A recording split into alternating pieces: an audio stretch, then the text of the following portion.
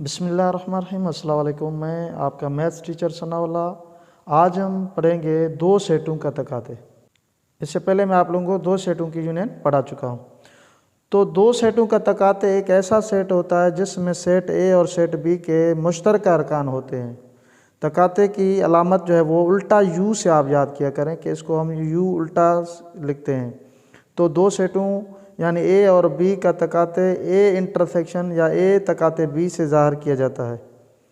अब इसको इंग्लिश में कैसे डिफ़ाइन करेंगे? The intersection of two sets is a set that has common members of sets A and B. The intersection symbol is like this is denoted by a intersection b यानी a तकाते b। अब चलते हैं example की तरफ कि इसको हम कैसे जो है समझें, यानी इसको हम कैसे जो है हम हल करते हैं। तो मैं आप लोगों को ये भी वादे कर देना चाहूँ कि हमारे पास जो वो मेथड होना चाहिए कि हम अगर हमारे पास कोई भी सेट आ जाए एक्स वाई जेड कोई भी आ जाए सेट हमारे पास, तो हमें जो हमारे पास मेथड होगा तो हम इसको हल करेंगे। अब हमारे पास मेथड कैसे है कि सबसे पहले हम एग्जांपल लिखते हैं, फिर हमारे पास ये सवाल दिया होता है और उसके बाद सोल्यूशन लिख, फिर इसको एज इट इज़ लिखते हैं। इसको एज इट इज़ लिखने के बाद हम क्या करेंगे कि यहाँ पर इसको हम हल करेंगे। अब देखें हल करने के लिए क्या करेंगे, दोबारा हम इसको लिखेंगे कि सेट ए पहले दिया हुआ है। अब सेट ए लिया हुआ है तो इसको हम पहले सेट ए को लिखेंगे बी सी और ये डी, फिर इंटरसेक्शन की अलामत, फिर लिखेंगे हम डी ई एफ जी, यहाँ पर लिखा। अब यहाँ से आप क्या करेंगे कि वो एलिमेंट्स वो मेंबर्स आप उठाएंगे जो कॉमन हो।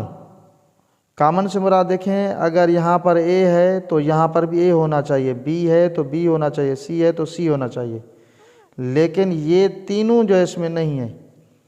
तो हम क्या करेंगे, यहाँ पर देखेंगे तो हमारे पास जैसे डी है ये इन दोनों में है, लिहाजा हमारे पास जो है ये डी जो है वो क्या है, मुश्तरक है।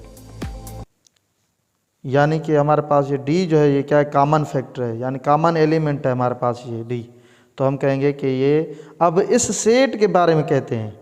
यहाँ पर जो कह रहा है ना कि एक ऐसा सेट होता है, दो सेटों का तकाते एक ऐसा सेट होता है, वो ऐसा सेट जो होता है वो इसको कहता है कि जब दो सेटों को आपस में उनके एलिमेंट्स जो हैं मेंबर्स जो हैं वो मुश्तरक लेकर हम एक सेट बनाकर लिखें तो उसको हम कहते हैं कि वो क्या होता है, तकाते होती है दो सेटों की या इंटरसेक्शन ऑफ टू सेट्स होती है। तो आई होप कि आप लोग इसको समझ चुके होंगे। या इसी तरह एक और एग्जांपल हम लेते हैं, वो और एग्जांपल फ़र्ज़ करें यहाँ से मैं लेता हूँ कि ए सेट हमारे पास जो है वो क्या है 1 2 3 4 और ये 5, और यहाँ पर फिर बी सेट हमारे पास जो है वो क्या है 6 7 8 9 और ये 10।